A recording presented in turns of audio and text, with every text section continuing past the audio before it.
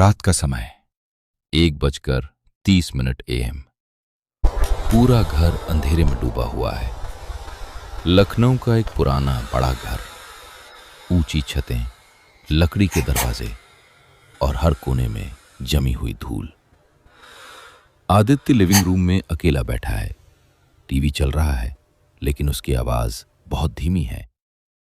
TV की flickering light उसके चेहरे पर पड़ रही है, कभी रोशनी, कभी अंधेरा।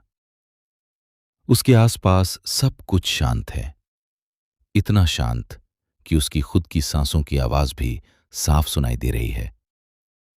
अचानक ठक, आवाज बहुत हल्की थी। आदित्य रिमोट दबाते दबाते रुक जाता है।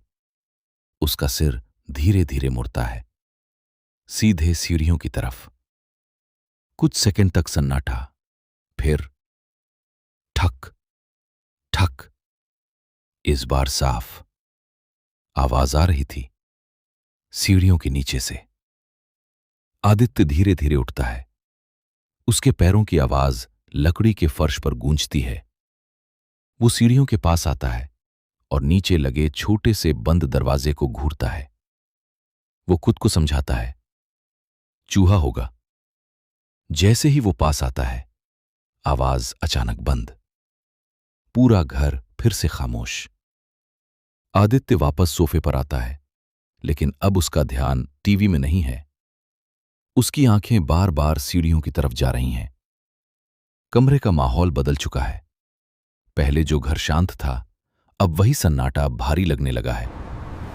उसे लग रहा है जैसे कोई उसे देख रहा है।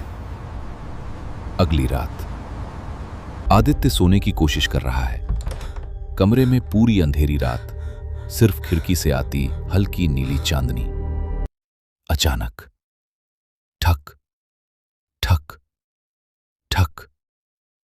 इस बार आवाज तेज है और लगातार। आदित्य की आंखें खुल जाती हैं। उसका दिल तेज धड़कने लगता है। वो बिस्तर से उठता है, धीरे धीरे सीढ़ियों की तरफ चलता है। हर कदम भारी लग रहा है। आदित्य दरवाजे के सामने खड़ा है। उसका हाथ दरवाजे के पास है, लेकिन छूने की हिम्मत नहीं कर पा रहा। वो धीरे से बोलता है, कौन है? कुछ सेकंड तक सन्नाटा, फिर अंदर से आवाज आती है, बहुत धीमी, बहुत कमजोर। मुझे बाहर निकालो। आदित्य के पूरे शरीर में सिहरन दौड़ जाती है। उसका दिमाग समझ नहीं पा रहा, ये इंसान है या कुछ और। सुबह की हल्की धूप। आदित्य पड़ोसी के घर जाता है। वो सब कुछ बताता है। पड़ोसी पहले चुप हो जाता है। उसकी आंखों में डर साफ दिखता है। फिर वो धीरे से कहता है, उस दरवाजे को कभी मत खोलना। आदित्य चौंकता है। पड़ोसी आगे बोलता है, सालों पहले उस घर में एक लड़का था। वो उस कमरे में बंद हो गया था और वो कभी बाहर नहीं आया। अब डर और गहरा हो जाता है, क्योंकि अब ये सिर्फ आवाज नहीं, इतिहास है। डर और जिज्ञासा के बीच आदित्य धीरे धीरे उठता है।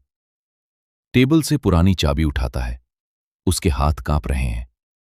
वो धीरे धीरे सीढ़ियों की तरफ बढ़ता है। हर कदम के साथ आवाज तेज होती जा रही है, निकालो मुझे। आदित्य दरवाजे के सामने खड़ा होता है। कुछ सेकंड रुकता है, फिर चाबी घुमाता है। क्लिक। दरवाजा अपने आप धीरे धीरे खुलता है। अंदर पूरी काली अंधेरी जगह, जैसे रोशनी वहां जाने से डर रही हो। एक ठंडी हवा का झोंका बाहर आता है। आदित्य पीछे हटता है। उसकी सांस तेज हो जाती है। अंधेरे के अंदर धीरे धीरे दो सफेद चमकती आंखें दिखाई देती हैं। फिर एक काली परछाई, जो इंसान जैसी है लेकिन पूरी नहीं। वो धीरे धीरे आगे बढ़ती है और फुसफुसाती है, इतनी देर क्यों लगा दी? अब भागने का कोई रास्ता नहीं। सुबह पड़ोसी दरवाजा खटखटाता है। कोई जवाब नहीं।